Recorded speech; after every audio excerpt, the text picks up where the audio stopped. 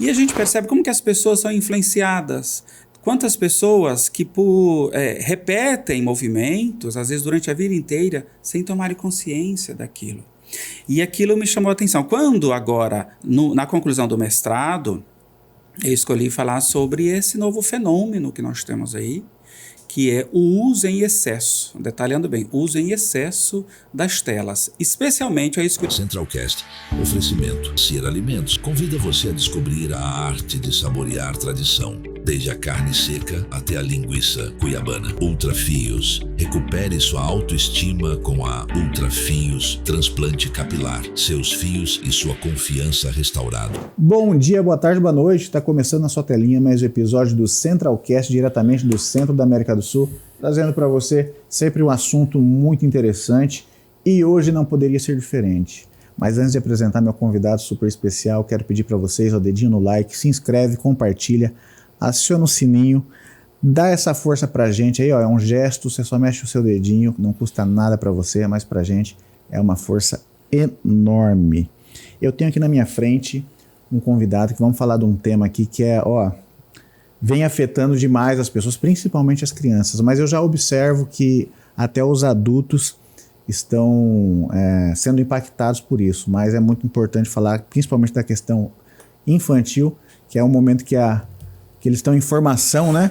E é por isso que eu tenho aqui na minha frente Jair Donato, seja bem-vindo. Obrigado, Murilo. Obrigado pela sua presença, por doar um pouquinho do seu tempo para trazer uma informação, para trazer, na verdade, várias informações que são muito importantes nesse momento muito acelerado, né, que o mundo vive. De hiperconectividade. Isso, e eu acho que também é um bombardeio de tanta coisa acontecendo, eu acho que o ser humano está assimilando isso ainda, né? Esse contexto atual é muito perigoso, inclusive. Sim. A gente vive a época de adultização, infantilização, erotização, e tudo em excesso. Sim. Né? Eu começo até usando um termo de Freud, que todo excesso esconde uma falta. Reflexivo isso. Faz todo sentido, verdade. E a gente é tudo em excesso mesmo. Excesso, às vezes, de facilidades, que já, né? Excesso de informações superficiais, excesso de pressão social, sim, né? De autovalidação. Nossa, são muitas coisas, né? Imagina... Que nem sempre isso equivale à necessidade do afeto, da atenção, da acolhida que as pessoas precisam e merecem. Sim, você vê, inclusive, pessoas, principalmente os mais jovens, às vezes, dando atenção muito mais a likes, a popularidade dele nas redes sociais do que em casa, né? Murilo, eu já percebi várias famílias, talvez você conheça alguma, em que tem grupo de WhatsApp da família, o filho do quarto fala, mãe, a janta tá pronta? Pai, passa o Pix? Absurdo, Pode, né? isso. Ou gente que tá viciada em ter uma Alexa que faz tudo dentro de casa. Na minha casa é proibido Alexa. Tipo assim, o dia que eu tiver filho, essas coisas, essas paradas não vai ter. É um excesso de comodidade, né? Que eu acho que tá deixando as pessoas muito artificiais. E né? é bom saber sobre as consequências de tudo isso. Sim, vamos falar disso, mas antes eu gosto sempre de humanizar um pouquinho meus convidados, saber um pouquinho a história pregressa, o que trouxe você a ter esse insight, que foi escrever o livro, né? Para quem não sabe, eu apresentei só Jair Donato, mas quando é uma pessoa com um currículo extenso, né, eu deixo que ela conte um pouquinho mais sobre o currículo dela. Mas só para vocês saberem, é psicólogo, educador e escritor. Ele está trazendo aqui o livro Smartphone e os perigos para o cérebro de crianças e adolescentes, né? Vamos falar um pouquinho disso. Mas o que você fazia antes até você perceber a necessidade de escrever esse livro que é um alerta, né? Sim. Murilo, eu sou psicólogo, mas antes, há 20 anos, eu atuo como jornalista também. Então, quando eu me formei em jornalismo, meu trabalho de conclusão de curso também foi uma pesquisa de campo. E nós não tínhamos, na época, smartphone. Então, o que tínhamos de telas que mais eram viciantes eram as TVs, né? Sim. E a pesquisa de campo que eu desenvolvi na época trouxe o tema, o impacto das cenas de violência exibidas na TV no comportamento dos telespectadores. Então, desde aquela época, eu sempre fui ligado ao comportamento humano. Né? Sempre gostei, sempre trabalhei na área de consultoria, de desenvolvimento de pessoas. Por 20 anos, né, ministro aulas nos ambientes acadêmicos, tanto para graduação como pós. Então, sempre fui fascinado pelo comportamento humano. E a gente percebe como que as pessoas são influenciadas. Quantas pessoas que repetem movimentos, às vezes durante a vida inteira, sem tomarem consciência daquilo. E aquilo me chamou a atenção. Quando agora, na conclusão do mestrado, eu escolhi falar sobre esse novo fenômeno que nós temos aí, que é o uso em excesso, detalhando bem, o uso em excesso das telas. Especialmente eu escolhi o smartphone, porque o smartphone no Brasil hoje ele tem quase 3 telas por habitante, chega a 2,6 por aí, então é muito. Imagine, às vezes a pessoa está com 2 telas, 15 abas, cada uma aberta ali, imagine isso, nosso cérebro ele não tem o preparo, né, para lidar com toda essa estrutura, então tem uma hora que para ali. Então essa é a razão pelo qual você vê pessoas caindo em espelho d'água, em postes, batendo em poste com o celular, porque o celular dá foco ali. Então o livro veio como um alerta. Eu trabalhei com 338 adolescentes durante todo o meu período do mestrado, não avaliando, mas observando o comportamento deles. Então eu trabalhei especialmente com adolescentes de 11 até 17 anos, em escolas particulares, escolas públicas, municipal, estadual. Então, uma coisa que ficou clara, não tem classe em todos os ambientes. Eu encontrei pessoas, Murilo, adoecidas, extremamente adoecidas. Imagina uma criança com 11 anos, dormindo 4 da manhã, 2 da manhã no celular, sabe? E aí no livro eu falo sobre o efeito dopaminérgico, o quanto ele é viciante. O vício pelas telas, porque o uso constante gera vício, é semelhante a um vício de drogas químicas. A diferença é que você não ingere, mas a produção de dopamina, que é uma substância muito importante, que está dentro do conjunto das substâncias do prazer, dopamina é uma delas, só que ela é produzida em excesso, Murilo, gera impactos terríveis. E as evidências mostram o que está acontecendo com crianças. Estamos com uma geração de crianças extremamente ansiosas, aos 7, 8, 9 anos, depressivas, com transtornos dos mais variados, crianças com déficit de aprendizagem, crianças cuja a performance cognitiva muito baixa. Então, essa criança que ficou até 2 da manhã, lá no celular, aquela tela azul, os olhos ali vidrados, a produção de melatonina zero praticamente, devido à influência da tela, então sono não tem. Então a insônia está alta nesse grupo de pessoas. E aí levanta 7 da manhã para ir para a escola fazer uma prova. Você acha que o aprendizado está ok? E essa cena a gente percebe em crianças cada vez menores. Infelizmente, Murilo, tem uma cena muito comum ainda de pais, filhos de 1 ano, 2 anos, 1 ano e meio, usando o smartphone como moeda de troca. Chorou até aqui. É comum você ver criança de 1 ano e meio, já sabe acessar o YouTube, já sabe qual é o desenho que ele assiste. Ele ainda nem lê ele ali por outros associação, ele entra num joguinho. Então qual é o foco da gente falar de crianças e adolescentes? O cérebro, ele é um processo de formação que começa lá no útero da mãe, pela parte subcortical, que é essa parte ligada ao instinto. Mas o cérebro não termina quando a criança nasce. O cérebro do indivíduo ele só fica pronto, Murilo, por volta dos 21 até os 25 anos de idade, de acordo com a condição neurobiológica da pessoa. E essa parte que nós temos aqui frontal, chamada neocórtex, responsável pelas tomadas de decisões, pelo pensamento, essa parte não está pronta. Então, o que uma criança, um adolescente utiliza é a amígdala. A amígdala é uma glândula que a gente tem próximo ali no sistema límbico, próximo ao hipocampo, que é onde é afetada a memória também da criança. E isso faz, a gente encontra muitas crianças com esta glândula literalmente inflamada. Então, crianças que se tornam agressivas, crianças que, inclusive, de acordo com a idade que essa criança começa a acessar o celular, afeta a questão neurológica, fazendo com que ela tenha transtorno de personalidade. A gente já saiu da linha do comportamento. Então, os impactos são sérios, Murilo. Os impactos são desde os físicos. Hoje nós temos o transtorno chamado pescoço de texto. As pessoas, elas estão... Essa curvatura aqui está sendo muito afetada. É uma cena comum. A cena mais vista no mundo hoje é essa aqui.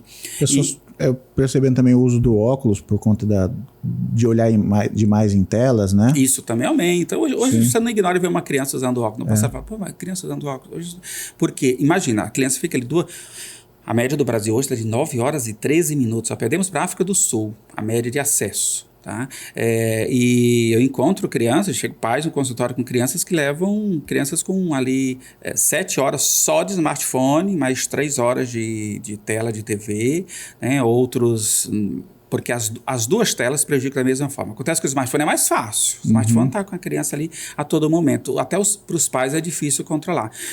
Então, além da afetar a coluna, dedo, a questão do sedentarismo e o que mais? Visão, né? Imagina, a gente conversando aqui, a gente está piscando os olhos normalmente. Agora, se a gente fica fixo na tela, a gente vai piscar os olhos com menos frequência. Sim. E isso gera problema sério. Então, ao longo do tempo, já tem impactos em curto prazo, médio prazo, e os estudos mostram como em longo prazo. Se os pais, se os educadores, se os tutores não orientarem bem essas crianças. Então, nós temos os físicos, certo? Os comportamentais, os psicológicos, nós temos os transtornos, nós temos crianças já adoecidas, crianças já surtando.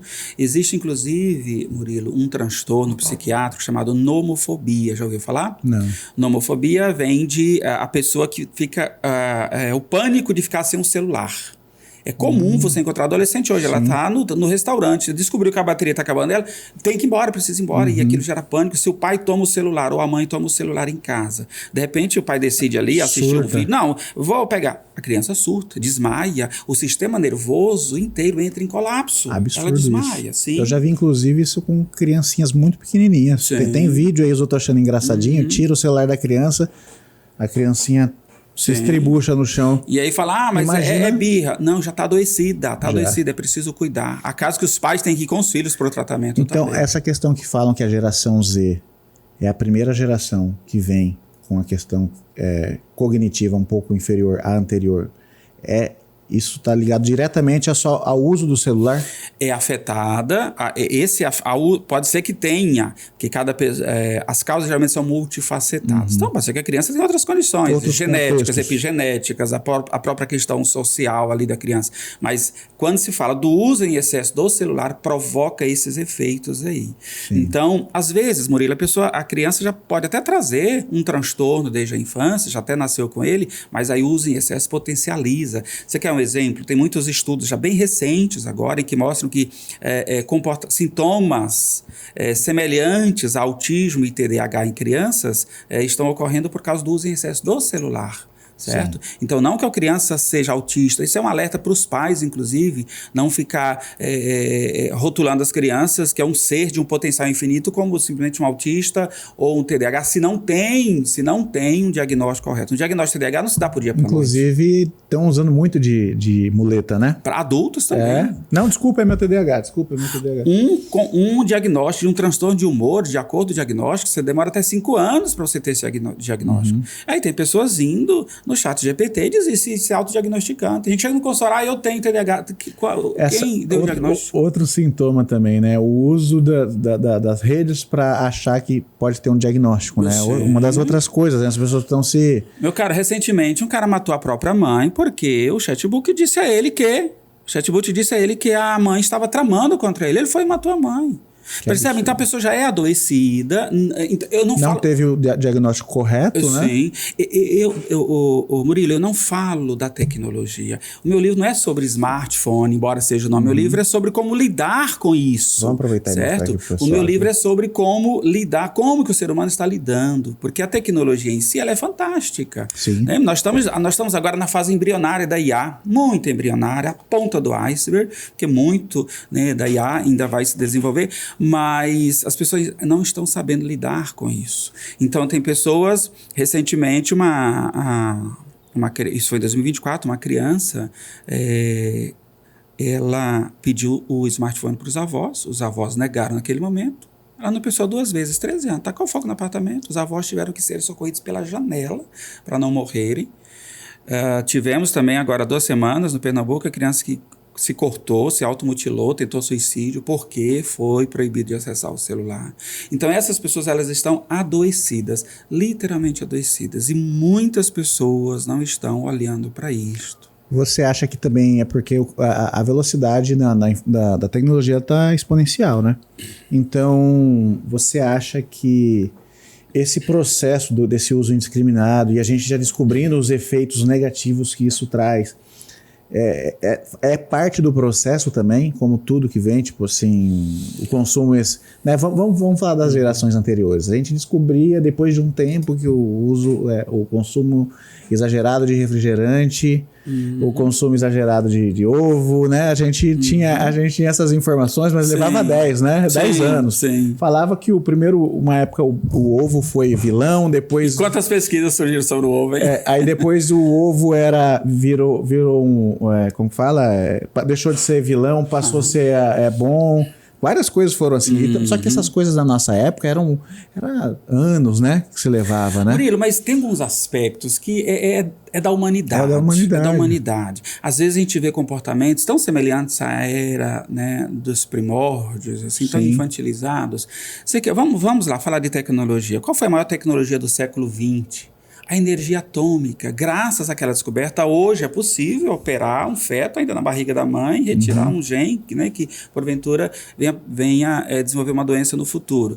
Mas, ao mesmo tempo que o homem descobriu essa tecnologia fantástica, que é a energia atômica, vai o homem e cria a bomba atômica, sabe? Então, assim, nós estamos diante hoje de tecnologias fantásticas que nos permitem uma conectividade que pode nos trazer mais bem-estar. Mas o não saber lidar com isso, o uso em excesso, esse como efeito colateral. tudo na vida, Murilo, tudo que é em excesso. Se você senta-se à mesa, Murilo, e não come nada, você vai morrer, cara. Se você senta à mesa e come em excesso, você também vai ter problema, certo? Então, é o necessário. É esse olhar é uma questão bem de mindfulness mesmo, a atenção plena, aqui e agora. O que é necessário neste momento? É ponto você pegar o aparelho e se perguntar, eu preciso acessar agora? Quantas coisas que às vezes a gente tenta fazer hoje, por exemplo, antes da gente conversar, da gente confirmar nosso bate-papo, várias vezes eu falei, preciso confirmar com o Jair. Aí entra uma notificação na frente, você já vai para a notificação. Aí você já vai se perdendo. A própria... Não que a gente tenha um TDAH, mas eu falo assim, a própria velocidade das coisas, ela gera um TDAH provocado. Gera uma atenção difusa. E aí é o seguinte, se você não tiver um foco, provavelmente você não me mandaria mensagem. E é isso que faz o adolescente, que por não ter um foco, acessa algo, ele até tem uma intenção de fazer uma pesquisa pedagógica, mas aí vem uma aba ali, e outra, ele conversou sobre um assunto, já sabe, né? A rede social já manda para ele um assunto a respeito ali, e aí quando percebe, o número de horas é enorme. Então, é muito para um adulto. Imagina para um adolescente, 7 horas. E os adultos também abraçaram, né? Muitos, eu tenho amigos assim que eu não consigo. Sabe, tem amigos que eu me afastei porque eu não consigo conversar com eles mais. Você está conversando com ele, ele te deixa no vácuo e não te responde mais. Na hora que você olha, ele está aqui. E você falando sozinho.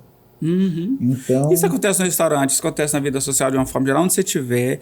Então, eu faço muito treinamentos nas empresas e quando antes de iniciar o treinamento eu peço para as pessoas. Primeiro eu proponho desligar o celular. Para aqueles que não conseguem, tem quem não consegue, viu? Aqueles que não conseguem, peço para colocar no silencioso e deixa numa mesa à parte. Tem pessoas que não conseguem. Elas vão ficando agoniadas, elas levantam, pedem licença. Minha função não é obrigar ninguém, mas só para poder ver ali como é que as pessoas reagem em relação a isso. Eu começo a fazer agora uma série de palestras nas escolas também sobre esse assunto, especialmente para pais, educadores. E aí tem umas cenas que eu uso de pessoas sendo entrevistadas, pessoas que dizem assim, nossa, você lá para mim é como um filho. Imagina. Absurdo. Toda essa relação de afeto que poderia ir para as relações interpessoais, vai para onde? Vai para as telas ali. Aí tem outro que falou, não, eu não sei dizer o que seria de mim sem o meu celular. Né? Eu passaria mal, eu desmaiaria, sabe? Eu vi um negócio absurdo esses dias. Tem gente que já tá fazendo amizade com a IA. E a IA só fala o que ela quer ouvir. E aí, socialmente, como que essa pessoa vai ficar? Ela vai se acostumando com isso. Porque, né, você entende melhor, nosso cérebro ele vai criando padrões, ele vai... Né, a gente já entrando Isso, as redes neurais estão sendo alteradas em razão desse uso excessivo. Né? Então, a gente vê nos países em que as pessoas têm essa relação muito intrínseca e acaba sendo fria até. Então, as pessoas casam com a IA, sabe? Antes era com os robôs também. Distorções, né? Que Sim, o ser humano... exatamente. Isso, você usou um termo correto, são distorções cognitivas. E a pessoa que está adoecida, Murilo, às vezes é difícil ela perceber. Bem difícil. Já que a gente está falando disso muito bem, a gente poderia até dar aqui sintomas, né? Quais sintomas que, às vezes, a pessoa um pouquinho mais consciente, ela pode perceber que ela está sendo afetada por isso. Sim. Eu vejo que o meu, principalmente, é esquecimento de coisas, assim, sabe? A memória afeta. Nós temos uma região do nosso cérebro chamada hipocampo. Ela é bem ali, faz parte do sistema límbico. E é nela onde sedimenta-se o aprendizado. Então, a memória é extremamente afetada quando a dopamina é gerada em excesso. A dopamina em excesso afeta todo o sistema límbico, afeta as emoções, afeta a questão do humor da pessoa, a memória, aprendizado. O comportamento dela, existe ali uma dissociação nas emoções. E isso vai para o corpo também. Então, como que a pessoa um adulto pode se perceber? Eu gosto de uma técnica muito simples. Aonde dorme o seu celular? Do seu lado, deixa ele dormir lá na sala. Vê como é que você se sente. Se aquilo não te incomodar, ok. Então, você vai para academia todo dia com o celular, tenta ir para academia sem o celular, deixa em casa. Um dia, certa vez, Murilo, eu me peguei assim, eu tinha descido do prédio, quando eu estava dentro do carro, lembrei que o celular tinha ficado no apartamento. Aí me veio o pensamento, e agora? E eu tinha horário, compromisso ali, era rápido, que tinha que sair, estava quase atrasado, e aí me veio, olha o pensamento que veio, eu comecei a perceber isso. E se o pneu do carro furar?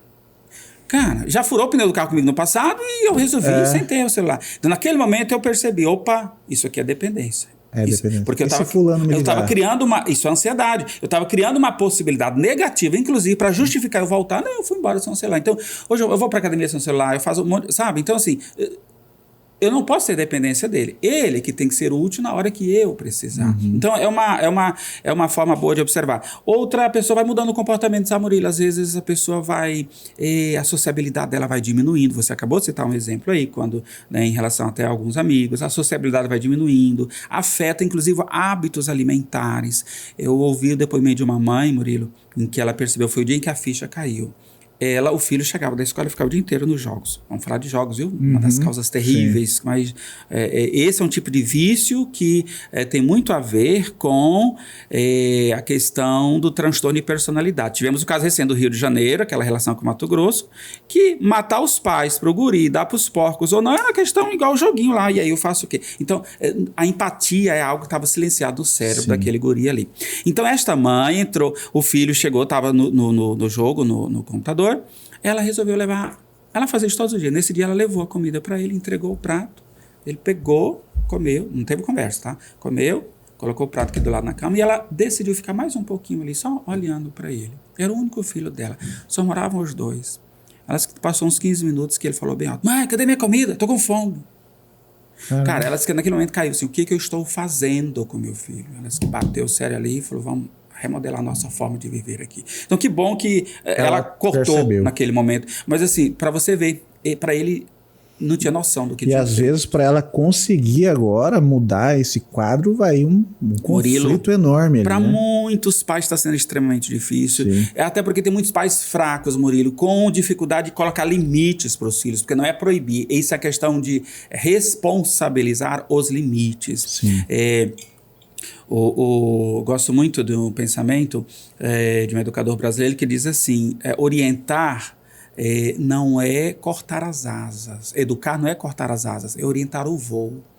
Sim. Então, para uma criança de até 2 anos, Murilo, não tem que estar negociando, não dá o celular e pronto. Agora, à medida que a criança vai crescendo, é preciso mediar, e aí eu reúno pais, adolescentes, eu gosto de estar todo mundo junto ali, para que o adolescente também entenda as consequências ali. E é nessa fase que ainda vai entendendo quais são os limites, né? Sim. Outro dia eu fui num restaurante, eu vi um menininho de 3 anos, ele estava rufando a mãe dele, a avó dele, todas as tias assim, ele dava um bico numa canela de uma, a mulher só fazia assim, pulava na outra, dava um tapa na barriga da outra, assim, eu fiquei vendo aquilo, mano, mas foi me dando o projeto de um agressor de mulher no futuro, se não for educado naquele momento. Exatamente. Dizer, não naquele momento, porque se faz aqui, porque faz em casa. E 3, 4 pessoas, assim, nenhuma botando um limite, entendeu? A que ponto que...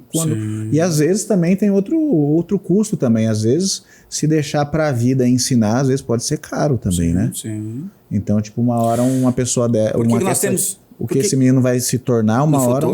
Por que nós temos um alto índice de feminicídio hoje? Infelizmente, Mato Grosso está nessa escala aí. Um dos fatores é a incapacidade de lidar com a frustração que não foi trabalhada lá na infância, tá? O cara quer que a mulher seja dele, pronto, se não quiser, mata. Por quê? Na infância não foi colocado limite. Na infância ele de repente achou que o mundo era todo dele, o que ele queria era feito. Então assim, não existe algo que acontece... Não é sobre o soco que a mulher leva hoje, sabe? A coisa acontece lá, é igual... Vem sendo construído, né? Vem sendo construído, vem desde a infância. Então, assim, o pai que o filho chora, a mãe, e dá o celular... Perceba, até que ponto está trabalhando com essa criança, a capacidade dela lidar com perdas, lidar com a espera, lidar com a frustração. Os pais precisam frustrar os filhos na infância. Sim. Eles têm que saber o que é a frustração. Eles têm que saber que existe um tempo e que não é do jeito que eles querem. Os pais até podem sustentar isso, tá? Imagina aquele pai que acha que porque tem uma boa condição financeira, tá tudo certo e dá tudo que o filho pede, mas chega um dia que ele vai gostar. Quando ele crescer, começar da primeira garota ou do garoto que ele vier a gostar na vida, o pai não vai poder comprar e dar para ele como fez com a bicicletinha, como fez com a moto, como fez. E aí vem a frustração. Então, esse processo da educação, ele é muito importante. Ele é muito mais do que impor limites, aliás, ele é muito mais do que obrigar, do que proibir. É um processo de construção mesmo. Esses dias eu estava falando com uns amigos, né? A gente fazendo um paralelo também da nossa época, assim... Eu sou dos anos 90 para trás, acho que você é um pouquinho mais, né? Sim. Então vivemos gerações diferentes. Mas fazendo um paralelo de como que era. Eu ainda vivi a época que a gente decorava uns 10 telefones na cabeça.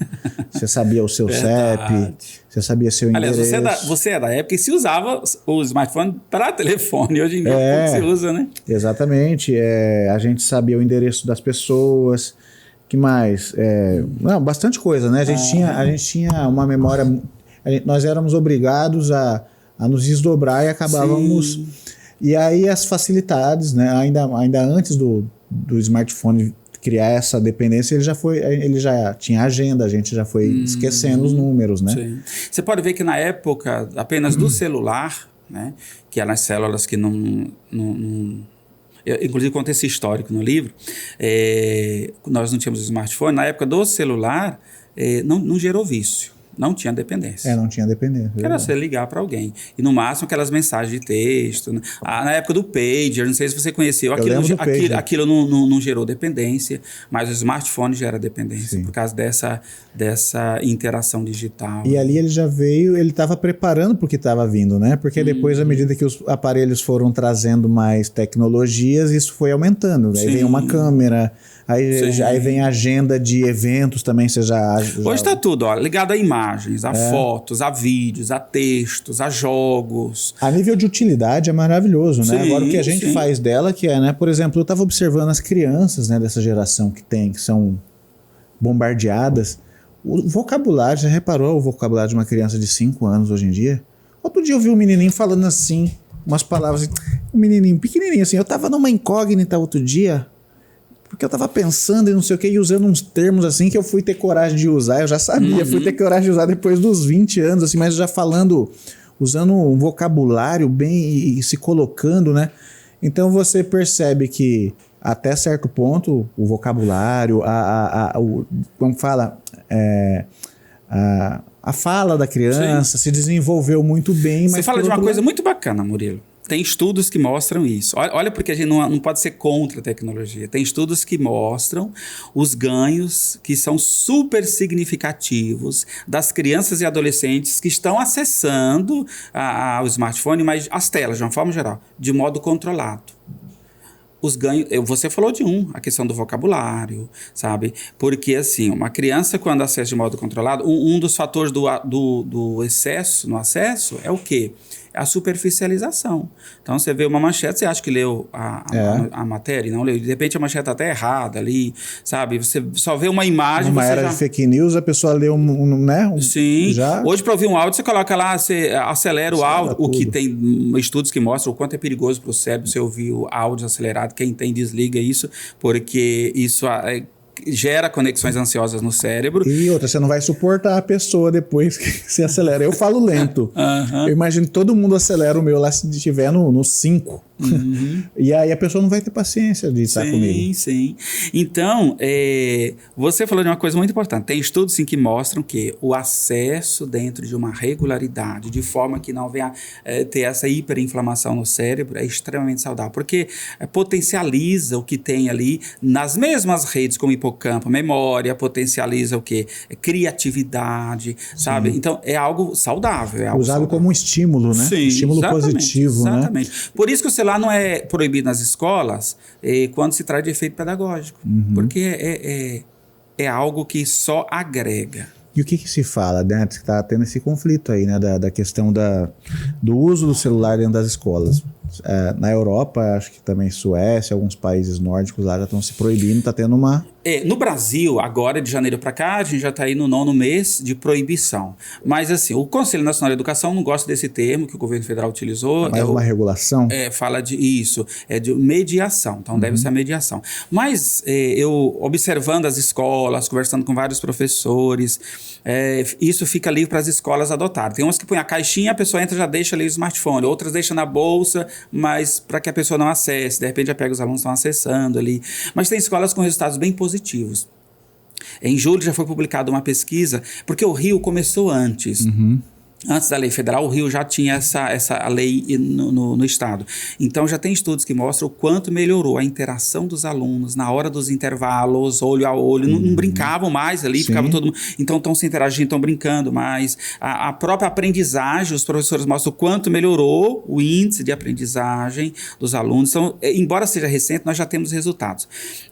Mas a própria lei diz...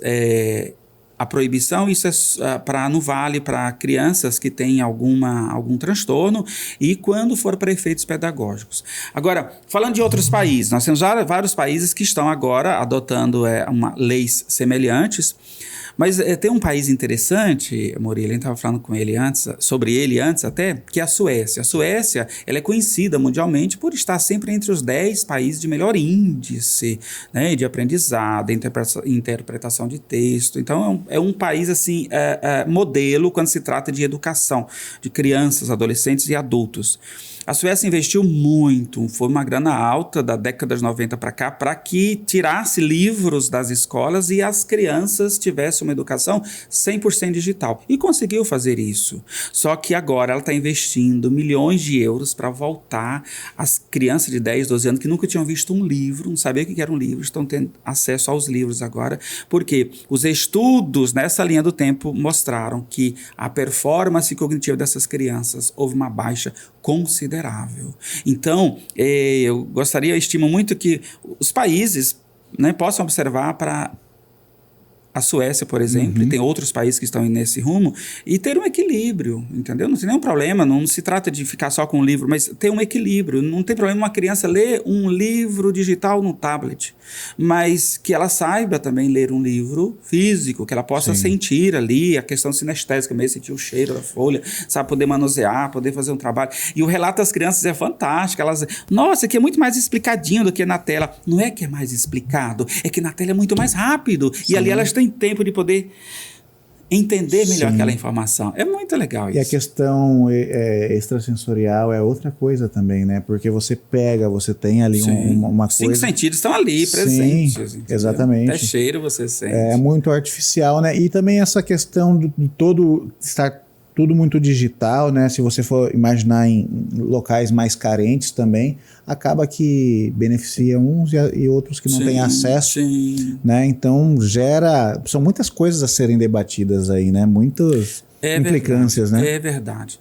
Agora, nós, assim, esse grande alerta é algo em que a questão de saúde pública mesmo, que tem a ver com saúde, inclusive, mas o individual também tem que cuidar, cada pai em casa, cada mãe, porque às vezes o filho, ele chega, eu tenho ouvido relatos de vários professores na escola tentam educar, tentam ensinar, ou pelo menos mediar para que a pessoa não fique ali com o smartphone naquele momento, cara, mas ela vem de um lar que lá os pais não põem limite, ela fica o tempo inteiro. Meu pai deixa, minha mãe deixa, e aí? Exatamente.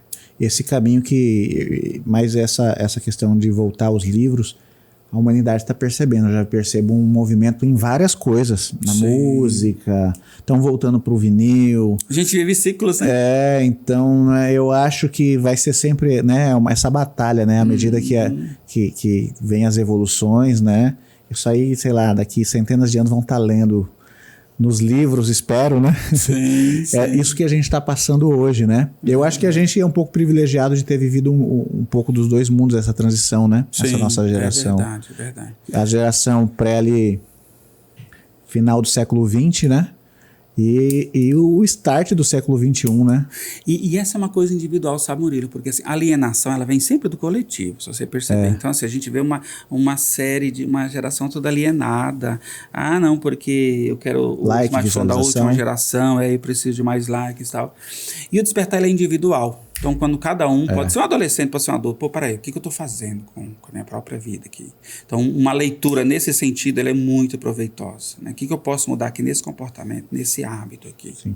Eu tenho um relato, minha mãe é professora, né? Mais de 25 anos professora, e a geração agora é uma geração que não sabe o que é o trabalho real, vamos dizer assim, né?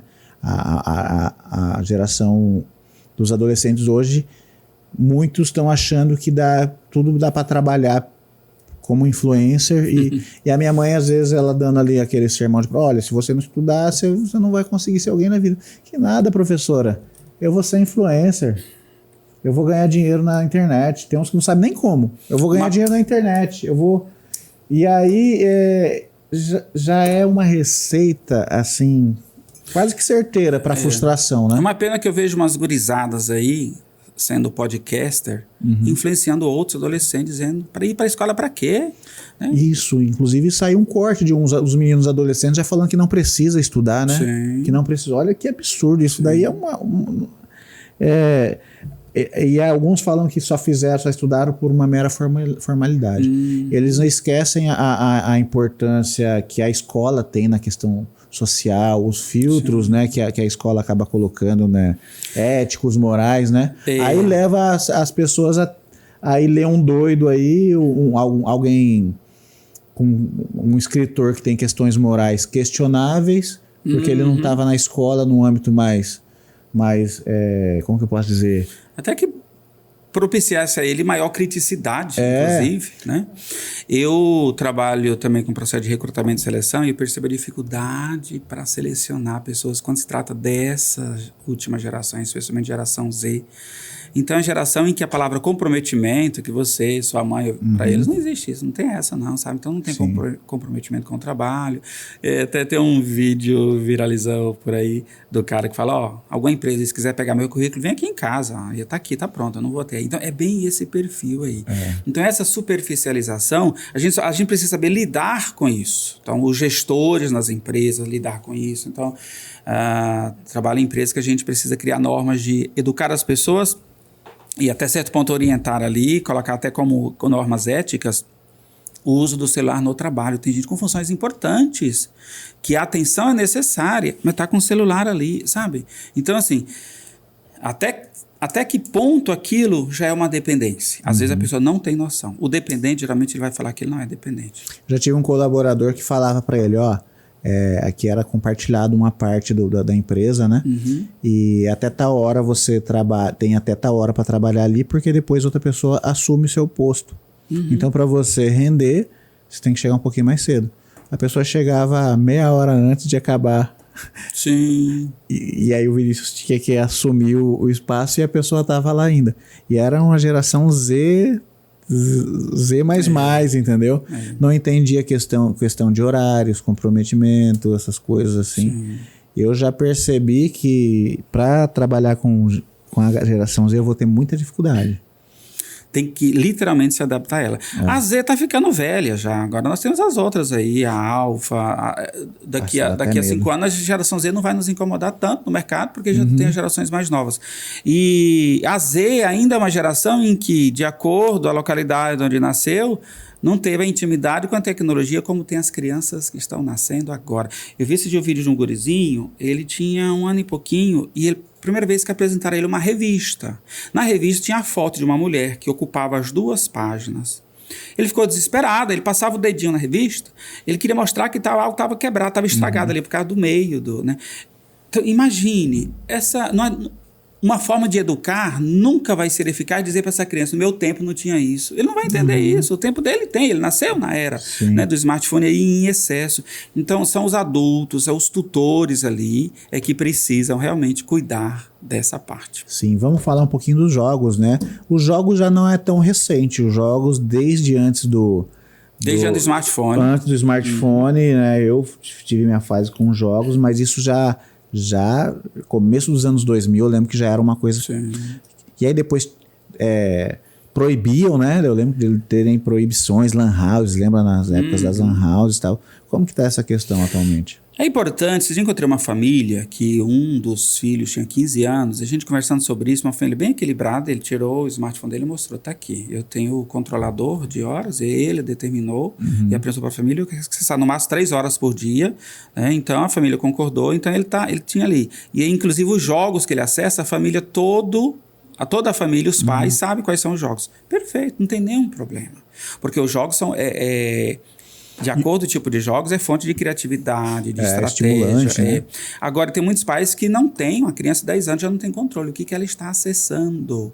Então, eu ouvi uma criança de 10 anos falar, mas o celular é meu. Né? O pai teve que falar, tudo bem, é seu, mas quem é o responsável por você sou eu. Então, os jogos, as telas... antes do smartphone, o que mais gerava vício nas crianças e adolescentes era em relação aos jogos. Tipo... TV aberta é uma coisa que não gera vício hoje em ninguém mais, né? Em criança e adolescente.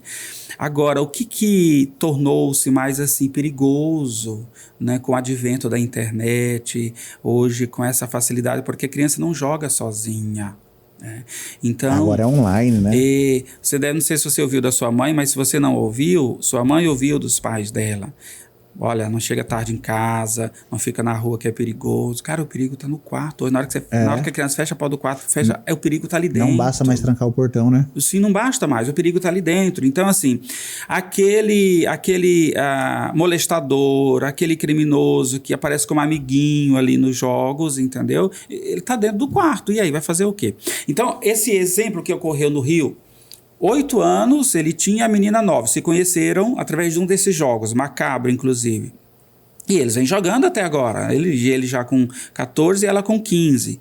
Foi quando decidiram matar os pais por causa de uma frustração não trabalhada. Claro, o pai não ia permitir que o guri viesse para cá, 14 anos.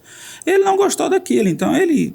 com o apoio dela, né, a mentoria dela ali, então tramaram, vão matar os pais. E aí você vê o quanto foi macabro aquilo, que quando matou, não, agora mata o último, mata a criança também. Aí quando matou o último, e agora o que eu faço? Cara, a pessoa está indo dar para os porcos comer, porque aquilo...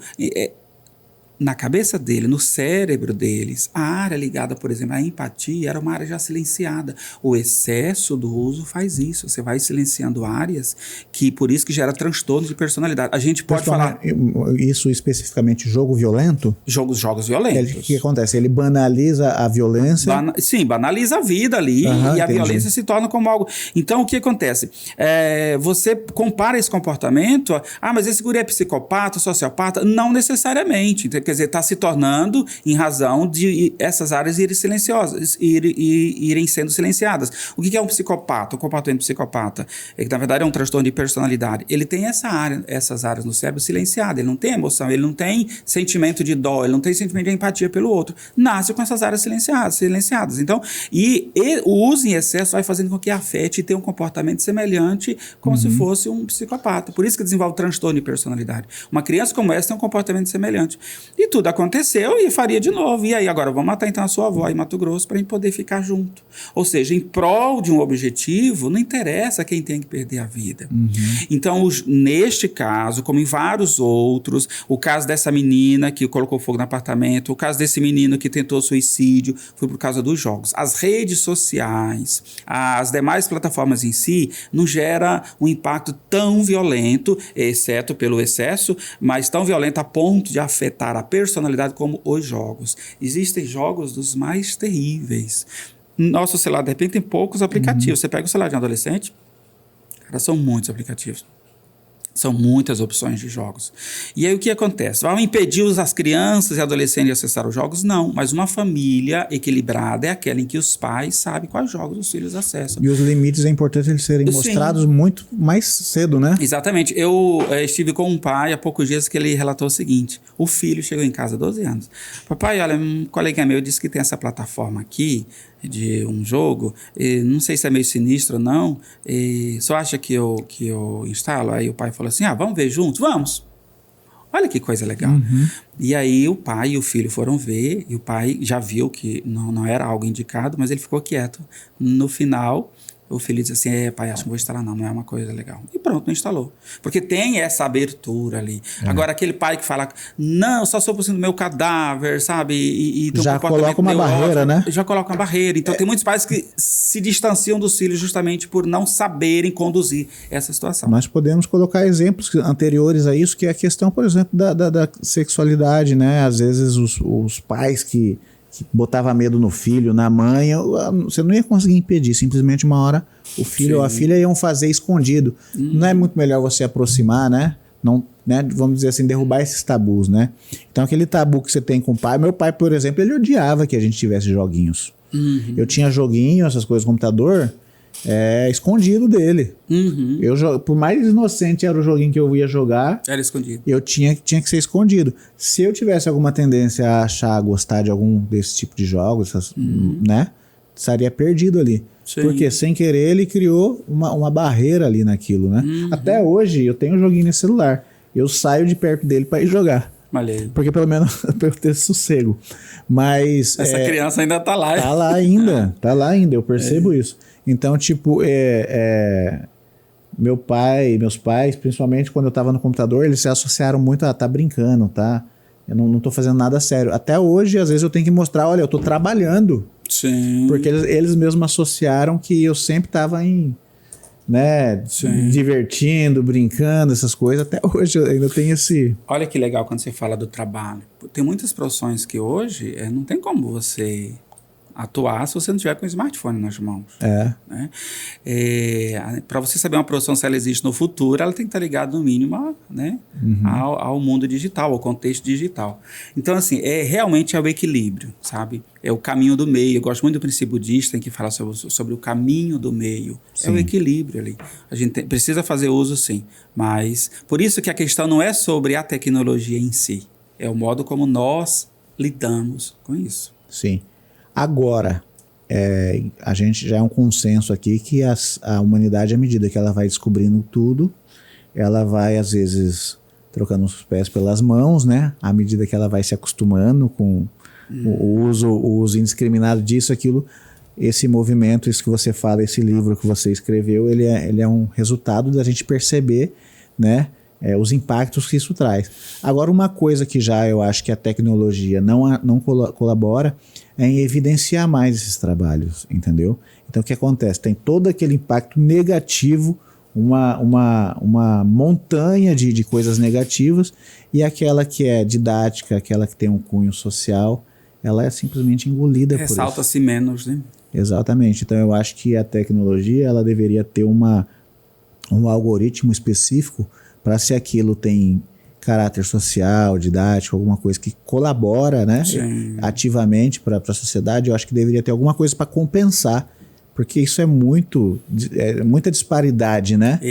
Eu tenho cuidado quando eu falo do assunto, falar sempre do uso em excesso, porque eu não falo do uso normal, porque os estudos mostram que isso é saudável, né? E é interessante, eu trago no livro, assim, por ter sido um trabalho acadêmico, então um trabalho de pesquisa, então eu trago aí desde estudos mais recentes, como hoje nós temos mais de quase 10 mil estudos comprovados, né, sobre esse resultado. Então eu trago a visão de neurocientistas, matemáticos, pessoas de diversas áreas ligadas à tecnologia, ligadas à área do comportamento, mostrando evidências. Nós temos hoje neurocientistas, inclusive brasileiros, que estão fora do Brasil, neurocientistas do mundo inteiro, em que se dedicam a esses estudos e mostrarem quais são esses impactos, né? Então, há muito tempo os neurocientistas têm alertado, desde a década de 90, os neurocientistas têm alertado de que um dos pecados capitais que a gente tem hoje é o excesso de informação. Então, que o nosso cérebro ele não suporta, não lida com todas as informações na mesma intensidade em que elas ocorrem. Por isso que a importância do foco. Então, você vai pegar o smartphone, você vai fazer o quê? É aquilo que você vai fazer. Se você não tiver ali disciplina, você, né, se perde, você abre um monte de abas ali. São as duas dores que nós temos, né? Ou da disciplina ou do arrependimento. Nós né? nos tornamos grandes procrastinadores, né? Assim, não A consegue. procrastinação tem sido um dos comportamentos bem ressaltados em relação a isso. Você já assistiu um filme chamado Idiocracia? Sim, que inclusive Se a gente tem um não se tal de, não sei cuidar. se você conhece, um tal de Leandro Dornelles. Ele indicou? Ele me indicou aqui esse podcast. Se a gente Você conhece esse cara? Mas você conhece? Conhece, um super cara, hein? Conheço. Não, aquele filme é maravilhoso. Se a gente não se cuidar, a gente chega numa sociedade daquela época, Sim. entendeu? Então, assim, o próprio pescoço de texto, tem uma série de filmes, né, que as pessoas publicam já é isso, sabe? Um monte de pessoas. Você lembra a evolução do homem? O homem era assim, aí foi. Agora ele tá voltando. Tá voltando. Percebe? Então, assim, essa involução, ela não condiz, Sim. sabe, com a natureza do nosso cérebro. Então, a gente está afetando a capacidade de sobrevivência do nosso próprio cérebro. Você não suporta, Murilo, colocar 100 quilos nos seus ombros aí, sabe? Tem que ser... Não, porque a gente não reclama dos 5 quilos que é da lei da gravidade, porque a gente já nasceu com eles, está tudo ok. Mas a gente aceita colocar mais, mas que seja suportável. Caso não, vai ter problemas. Vai ter problemas. E é isso que está ocorrendo. Exatamente. Eu estava até, enquanto você fala aqui, viajando, né? Como que... eu acho que deveria, com esse crescimento da IA a IA nos influenciando cada vez mais, mesmo eu não utilizando ela ativamente, de alguma maneira ela está me influenciando indiretamente, né? Deveria existir um algoritmo, alguma coisa que compensasse os efeitos daquilo que a pessoa está assistindo. Vamos sonhar um pouquinho aqui. Imagina, a pessoa, o algoritmo entende, por exemplo, eu coloquei marcenaria. Ele vai ficar mandando conteúdo de marcenaria o tempo todo. Beleza, é algo positivo, não tem problema. Mas eu assisto demais conteúdo violento. Eu acho que deveria existir algum algoritmo, alguma coisa que percebesse os efeitos negativos da pessoa ficar vendo conteúdo violento, por exemplo, e também mandasse uma porcentagem do conteúdo, um conteúdo que desse consciência para a pessoa, né?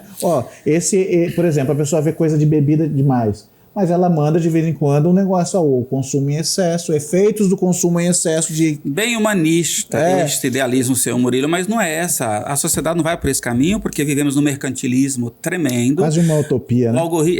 E quase sendo, infelizmente. Por isso, Murilo, ou cada um, cara, começa a se olhar para cima e esperar que governo, organizações criem, isso aí não vai existir, sabe? Então esse equilíbrio, cada um precisa começar a olhar para dentro de si, porque qual que é o objetivo? Imagine hoje, Murilo, se do dia para a noite acabasse com todos os armamentos da humanidade, com todo o narcotráfico, o mundo quebraria, cara, o mundo quebraria. Então isso alimenta, porque que a gente tem muitas doenças que não tem cura, isso alimenta uma indústria, sabe? Então assim, quando a gente olha para essa questão do sistema, ou você, né, é uma matrix assim que te prende ali, você que precisa acordar um pouco. Mas eu gosto de saber que legal que você tem esse idealismo, isso é bacana. Sim, né? Mas né, vamos bater mais nessa tecla, porque é uma coisa que está, inclusive, no Congresso e tudo mais, a questão da regulação, né, e tudo mais. Sim. Olha, você deu uma boa ideia. A gente podia um dia fazer um podcast, Murilo, de trazer, por exemplo, só os benefícios que tem, né, igual essa questão quais são realmente os benefícios, tem estudos interessantes, que se dá pelo uso em equilíbrio, né? Quais os benefícios de uma série de outros fatores. Isso é interessante, porque aquilo que se fala se ressalta mais. Se você foca só o negativo, vai se ressaltar mais. Exatamente. Mas vamos bater nessa tecla. Eu tive essa ideia aqui, isso aí tem que, acho que existir em tudo, pô. Se você antes fumava um cigarro, atrás do seu cigarro tinha um cara lá com a perna amputada.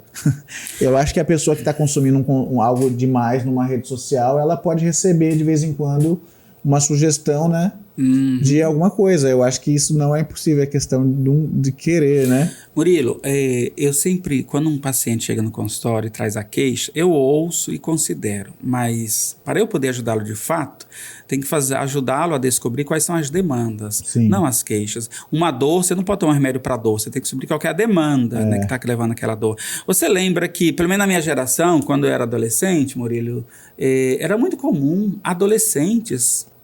Todos fumavam.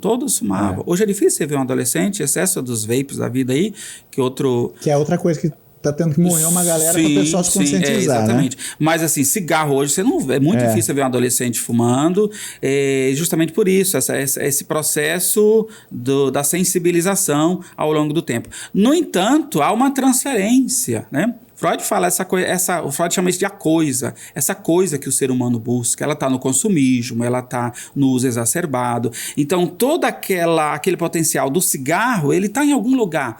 Ele está onde hoje? Ele está no uso em excesso das redes. Então, você veja que a gente continua com algo fálico nas mãos, certo? Tirou o cigarro, mas está aqui, isso aqui é fálico. Não quer dizer que essa sociedade está mais saudável, né? E não quer dizer, a sociedade não parou de fumar. Bem, não está alimentando, deu uma quebrada na indústria do tabaco, ok? Mas falando-se da demanda, ela continua. Estava buscando um vício novo, né? Essa demanda da carência, essa demanda do afeto. Murilo, quando o pai entrega o celular para o filho, cara, ele está naquele momento, ele não está abraçando aquela criança, aquela criança não está se sentindo amada, né, por aquele pai. Aí vem alguém lá na rede social, um amiguinho, do qual ele acha que é um amiguinho e o trata muito bem. A quem que ele vai dar atenção? Exatamente. Eu percebi, eu comecei a reparar isso antes de falar, entrar nessas questões, quando surgiu o WhatsApp, já faz uns 15 anos mais ou menos, acho que sim, por aí. E aí eu comecei a perceber quantas pessoas criam um grupo e acham que estão reunidas, porque elas têm um grupo. Sim. E as pessoas não se encontram, os amigos não se encontram mais, porque fica na semana inteira falando bobagem, isso naqueles grupos bem ativos, né? E aí você não tem a mínima vontade de ver o cara, porque você ouviu ele mandando meme a semana inteira, você não tem.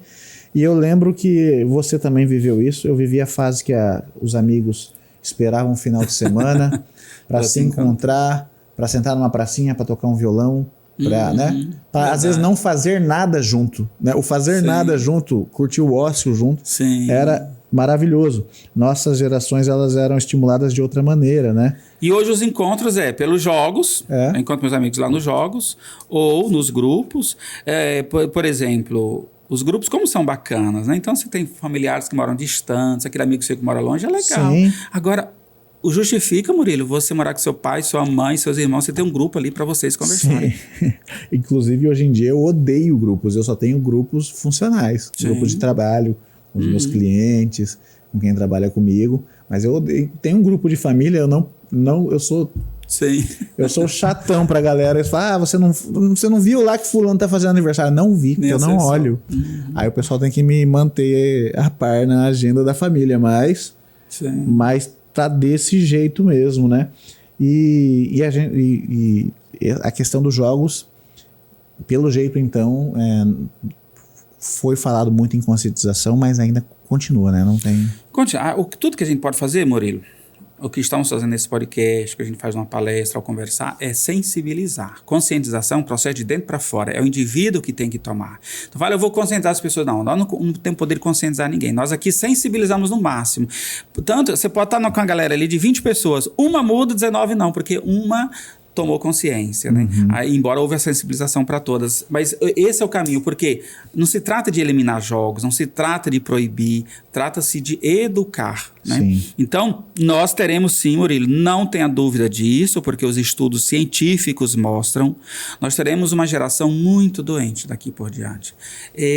Aquilo que afeta o comportamento, por exemplo, tem bases psíquicas em que elas nunca retornarão. Tem traumas que a pessoa sofre na infância, por exemplo, que ela nunca vai viver seu impacto daquilo. Mas tem tratamento, né? Então, às vezes, tem alterações de humor que a pessoa, devido a experiências traumáticas que ela teve na infância, que para sempre ela vai ter aquela estrutura psicótica ou neurótica, mas tem tratamento, ela leva bem, né? Agora, os transtornos de personalidade, muitos transtornos, a gente não se fala de cura porque não tem cura, né? Mas tem tratamento. Então, a gente vai ter uma geração que, por não se cuidar agora, vai desenvolver, já está desenvolvendo esses transtornos, uma criança agressiva, extremamente agressiva. Imagina esse adulto. Eu outro dia, fazendo um balanço assim com meus amigos, né? Tá falando, pô, todos os meus amigos mais 30, tem um momento no bate-papo que alguém se abre assim, fala, pô, eu tava com depressão, pô, eu já tomo remédio. A galera mais 30 da minha geração, tá rolando muito esse papo assim, né? Que a gente não sabe, você fica um tempo sem ver, você não sabe que o seu amigo teve depressão, alguma coisa do tipo.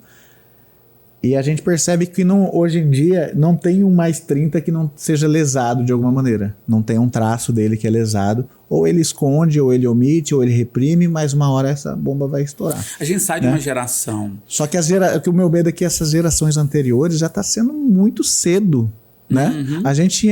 A minha geração chegava nos 30. As gerações anteriores eram nos 40, 50. Agora, essas aqui, com 10, com 12, se houve crianças já... né? Murilo, nós fomos as primeiras gerações a terem, por exemplo, acesso à psicoterapia. Nossos pais, nossos bisavós não tinham. Então, tem muitas dessas experiências traumáticas que vêm sendo passadas, né? Quando você fala das gerações, a Organização Mundial da Saúde tem publicado ultimamente o risco que a humanidade hoje... Nós temos hoje mais de 1 bilhão de pessoas acometidas pela depressão. Depressão e ansiedade, falando dos transtornos mentais, são os que mais acometem as pessoas hoje. E especialmente nesse contexto agora, de ser tudo muito vulgar, assim, muito superficial, na verdade, tudo muito rápido, efêmero. Sabe? Sim, então, a autoimagem das pessoas está sendo afetada, autoconceito, autoestima, sabe? Então, a pessoa, de repente, ela olha para si, ela não se reconhece. Ela se reconhece no outro pela relação que se estabelece digitalmente. Sim. E isso é sério. Então você pega hoje é difícil você ver uma pessoa, você vai para análise, você vai olhar para dentro de si. Não, o cara quer acessar ali uma plataforma em que ele vai para Marte, para Plutão, mas menos para dentro de si. Sim. E esse processo é para você sair da alienação, você tem que ser seu, ali individual. Então, se você vê a sua geração mais de 30, né, que era uma geração que às vezes escondia mais as coisas também. Porque tinha aquela geração que a geração anterior falava pra gente que era falta de trabalhar. Né? Porque essa geração anterior vinha de um contexto de repressão. Né? E de repente hoje, talvez muitos pais tenham dificuldade de educar os filhos hoje por isso. Não vou fazer com meus filhos o que fizeram comigo. E aí perde a noção. Você vê que é uma corrente, né? É uma corrente, né? Também essa geração que está passando hoje também não deixa de ter um pouco de culpa da geração anterior que não soube lidar, né? Então, sim. É importante as gerações terem sempre essa autocrítica, né? Do que... A grande questão Murilo, não começou hoje. Não começou hoje, exatamente. E aí, mas como nós dizemos no presente, agora a mudança é a partir do agora. O que eu posso fazer agora? O Vinícius, que trabalha comigo aqui, ele me deixa louco às vezes com isso, mas ele é low profile no celular. Sim. Ele tem um limite lá de horas que ele olha. Só que eu já falei, pelo amor de Deus, olha mais no celular que tem, às vezes eu preciso falar com ele. Mas quanto tempo você fica no máximo, Vini? 3 horas no máximo? Acho que 3 ainda é muito para ele. Quantos anos você tem, Vinícius? Boa. Porque tem a galera... Bom limite de horário, viu? E porque tem uma galera também... Ao mesmo tempo que grande maioria está perdida, também tem uma que está muito consciente, né? Sim. Com questão de saúde, ele também se cuida bem pra caramba. Eu tenho encontrado vários adolescentes extremamente saudáveis em relação a isso, viu, Murilo? Tá? Então não é uma praga que foi jogada nos adolescentes, não. E a questão, às vezes, da pessoa também, de valores. Tem adolescente que os pais não... É dele, né? E eu vejo adolescentes pesquisadores, pesquisam. Às vezes eu faço palestra adolescente, já pesquisei sobre isso, é verdade e tal. Bacana isso. Porque, né, também, olha, você vê o benefício, né? Essa usou o melhor do benefício, né? Exatamente. Então, eu ainda vivi um pouquinho na época que eu estava na faculdade, às vezes o professor falava, eu sempre gostei muito de colar no professor. Eu era um aluno ruim de estudar, assim, para prova, então eu era colado na aula, sabe? O professor explicando e eu toda hora, é isso, professor, isso aqui, tal. Então, quando eu gostava, né, eu sempre vi professor com muito respeito, tem várias professoras na minha família, então eu gostava de aproximar do professor, né? Quando eu gostava da matéria, né? Não vou mentir. Quando não. Então, às vezes eu gostava de pesquisar para na próxima... O professor se sente também super estimulado quando tem um aluno assim também, né? Sim. Então, eu lembro desse benefício, como que era. Se o professor tá falando, peraí, eu vou dar uma pesquisadinha mais lá, né? Na aula que vem, eu vou corroborar com ele. Então, isso que você tá falando, quando é uma criança que usa isso, ou um adolescente proativo, né? De maneira benéfica, né? Vamos dizer assim, faz muita diferença, né? Murilo, é verdade. E eu te digo, a criança que tem isso, ela vai estar muito na frente, porque tem essa grande maioria que está perdida, que lá em questão de mercado de trabalho e tudo mais, essas daí vai sobrar até espaço para elas no mercado. Murilo, eu lembrei de uma cena aqui, estava com o Leandro há poucos dias numa loja em Cuiabá de artefatos, roupas de bebê. E aí até ele me mostrou ali, tinha um carrinho para bebê, tipo motoquinha, cara, já com espaço. Não, imaginei a hora que você... tablet. E aí tem pais que olham e admiram e compram, até vários pais compram. Imagine, é aquilo que eu estava te falando, a indústria do mercantilismo do consumismo não está nem aí, está ligando para educar, sabe? Já coloca ali, cara, o que a criança já diz, quando pega o smartphone do pai, já coloca no espaço ali. Pensou? Absurdo, e se né? o pai não tem essa consciência, vai e compra aquele carrinho. Se tá lá... Tem um sobrinho agora, vai fazer 1 aninho, mas é bom que a minha irmã e meu cunhado são totalmente conscientes disso. É importante o pai perceber, né, a dependência que ele tem. Você quer que seu filho tenha a mesma dependência? Sim. Né? Porque eu já percebi essa coisa dos pais, dar um cala-boca pro filho, né? Tá chorando. Vai lá. O filho subindo nas pernas da mãe porque quer o celular, aí a mãe vai... Ou seja, já acostumou, aí ele pega... Fica quietinho. Porque para eles é algo de intimidade. O filho do Leandro tem 1 ano e 2 meses. Muito antes de completar 1 ano, ele já sabia que o celular era para tirar foto. Então, quando... E ele é muito fotogênico. Quando você aponta a câmera, ele já faz já pose. Sabe, né? Imagine.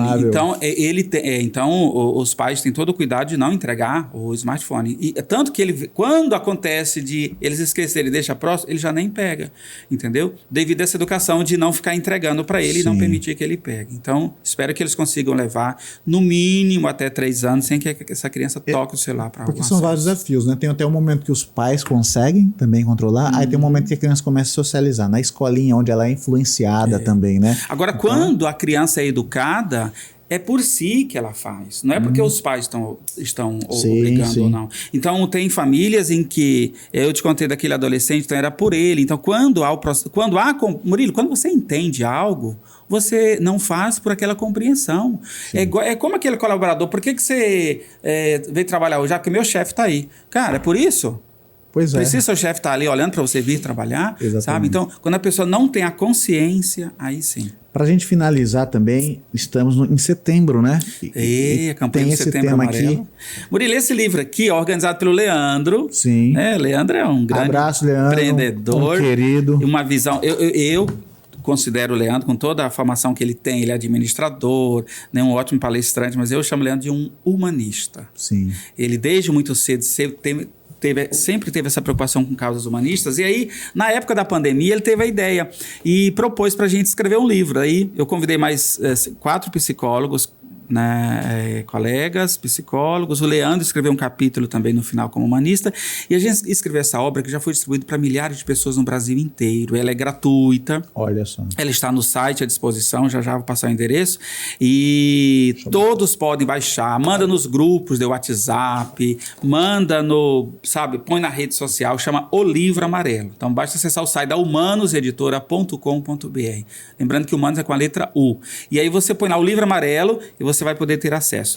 Sim. Por que a gente falar desse tema? Nós estamos em setembro, onde existe até uma institucionalização sobre isso, né? Vira até questões de marketing para muitas empresas. Mas essa é uma questão tão séria, Murilo, que o Projeto Amarelo, o Livro Amarelo faz parte de um projeto que a gente trabalha o ano inteiro. A gente, quando é convidado, vai nas empresas, a gente faz palestras, a gente conversa com grupos, porque este é um tema tabu ainda para muita gente. Sim. A palavra suicídio, para muitas pessoas, não fala, sabe? Em casa, famílias de suicida não falam sobre o tema, sendo que perdeu alguém tirou a vida em razão, sabe, de uma doença, de uma depressão, e não falam sobre o tema, que inclusive é um tipo de família que passa a fazer parte do grupo de risco, né? Por no mínimo 10 anos, se não houver acompanhamento. Então, hoje nós temos dados bem recentes, anualmente a OMS nos apresenta dados de que tem aumentado o número no mundo inteiro. Então, no Brasil tem aumentado. Nós tivemos em 2023 14 mil casos, ano passado tivemos mais de 16 mil. Isso é um indicador de que a gente precisa, o poder público, mas nós também individualmente, Murilo. Muitas pessoas que cometem suicídio e deixam cartas, vão descobrir depois. Eles falam da falta de carinho, de afeto, de atenção, seja de amigos, dos pais. O termo suicídio quer dizer o quê? Fechar as portas. Uma pessoa que chega a esse ponto de tirar a própria vida, Murilo, ele, do ponto de vista existencial, para ele todas as possibilidades foram minadas, porque uma pessoa que vê as possibilidades, por isso que uma das formas da pessoa que tem pensamento suicida é trabalhar projetos, sabe, olhar para frente, para o futuro, idealizar o futuro. Como é que a gente analisa uma pessoa com um pensamento suicida? Até chegar à ideação. É aquela pessoa que vai perdendo o interesse pelas coisas, ela vai perdendo até o zelo consigo própria, até a higiene pessoal, ela vai se isolando, vai deixando de se alimentar bem, ou se alimenta de forma exagerada, ela vai, assim... Se ela amor pela vida, né? Se ela tinha vários amigos, ela vai sumindo dos amigos, ela vai desenvolvendo comportamento depressivo. Eu estou citando alguns sintomas, Murilo, porque isso é multifacetado. Há casos de pessoas que você não tinha noção, Murilo. Eu saí com ela ontem, ela estava rindo e cometeu isso. Inclusive agora as crianças também, né? Sim. Como nunca, né? Sim, crianças que chegam a um ponto de uma pressão interna que, voltando lá para a questão neurobiológica, o próprio cérebro não suporta. Então, hoje, Murilo, é interessante a gente ter acesso a esses dados.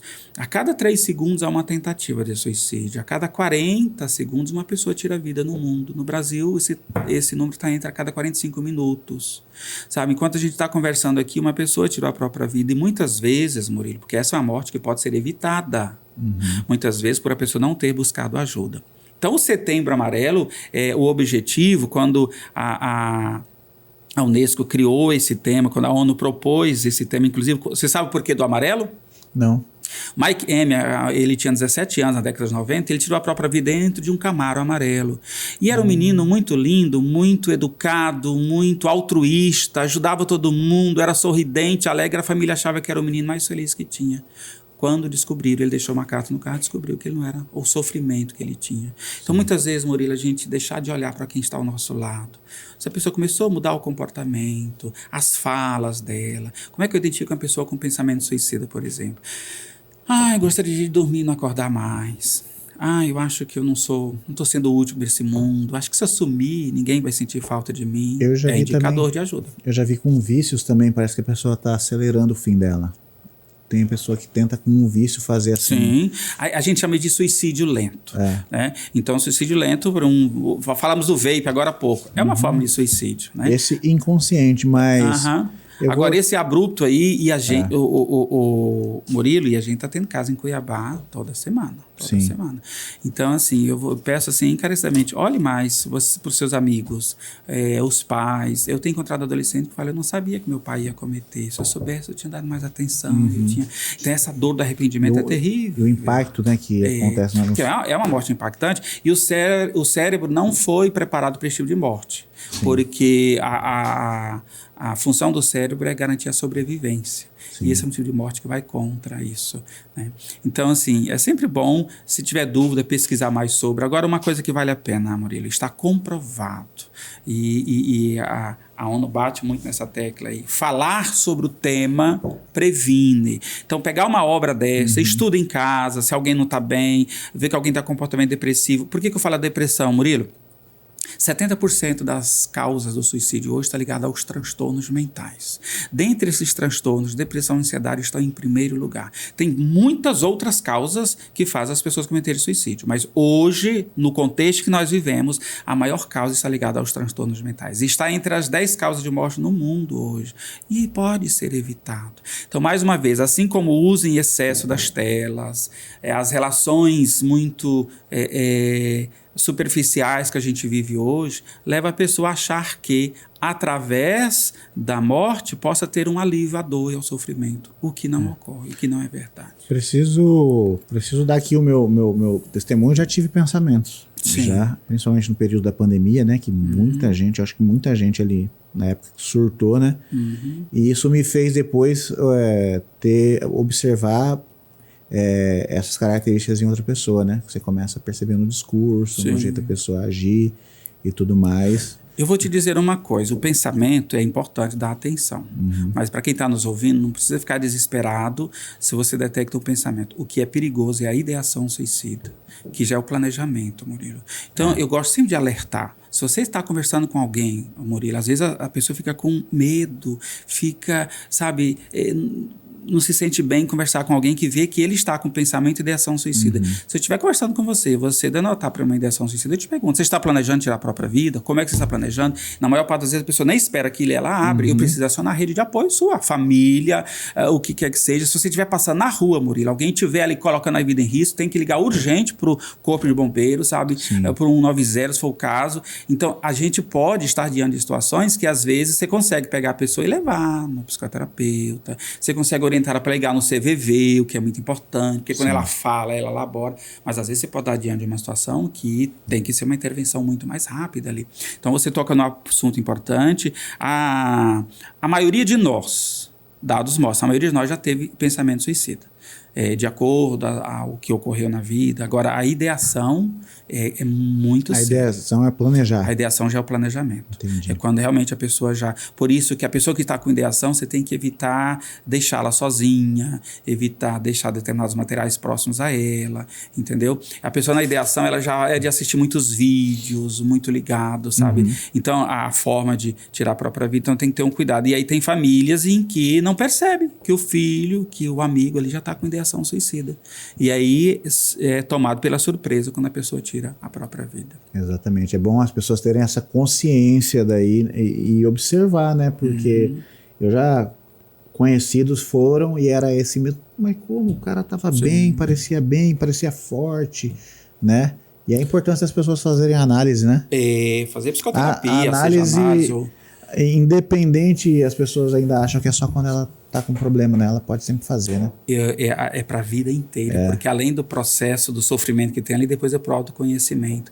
Para você ter uma noção, Murilo, cada grupo de 100 habitantes, 17 tem pensamento suicida, 5 tem ideação, né? E 1 chega à tentativa. Eu estou falando de dados que são notificados, que vão para o pronto-socorro. Agora, tem muitos que não são notificados, especialmente as tentativas. Então, fica aí o registro. A gente está diante de uma pandemia silenciosa, sabe? Sim. E a gente... Mais uma outra coisa, Murilo, tem muito mito em relação a isso. É mimimi. Falta de uma pia de vasilha para lavar. Você está triste. Não, toma um sorvete que passa. Falta de Deus. Eu recebo religiosos no meu consultório. E aí? Eles acreditam em Deus. Então, a pessoa tem que tomar consciência. A pessoa não está bem, ela está doente, ela está adoecida. Eu não vou falar para alguém que está com câncer, é falta de Deus. Ou é falta de trabalhar? Não. Então, é uma responsabilidade nossa. Alguém não está bem, e aí, sim, orientar a pessoa, de acordo com a idade da pessoa, levar a pessoa para um tratamento, no mínimo conversar. Tem momentos que a gente não tem nem o que falar, Murilo. Só de você estar do lado ali, cara, você dá um apoio ali. Sim, exatamente. Você está ajudando. A pessoa se sentir amparada, né? É verdade. Muito obrigado, espero que você tenha gostado Obrigado, desse bate-papo. A gente merece uns likes, não merece? Com certeza. Então, você que assistiu aqui é um papo muito interessante. Vocês viram aí, inclusive, estão todos interligados, né? Inclusive, a questão do uso em excesso da internet, principalmente nos jovens. Leva ao adoecimento, né? Leva ao adoecimento. Tem pessoas aí fazendo uma besteira com a vida. E cada vez com mais jovens, né? Que ainda são muito impactados, ainda não tem muito discernimento. Principalmente com os jovens, muito com a questão social, né? Sim. Então, você que está assistindo aqui, que conhece alguém que tem algum traço, né? ou você tem alguma história que queira contar aqui pra gente nos comentários, sinta-se à vontade. Espero que vocês tenham gostado desse bate-papo muito cabeça. E é um papo que ainda vai passar muitas vezes aqui. As portas estão abertas aí. Obrigado, Vamos um dia fazer e juntar mais profissionais, né? Vamos sim. E é sempre bom, Murilo, deixar uma mensagem aqui. Se precisar, peça ajuda. O pai do humanismo, Carl Rogers, diz o seguinte: o único modo do ser humano, do indivíduo, se tornar mais forte é quando ele admite as próprias fragilidades. Se está doendo, diga, sabe? Peça ajuda. Isso é muito importante. Com certeza. Então, fica essa mensagem aí. Espero que vocês tenham gostado desse bate-papo. Bom dia, boa tarde, boa noite. E até uma próxima. Valeu. Tchau para vocês.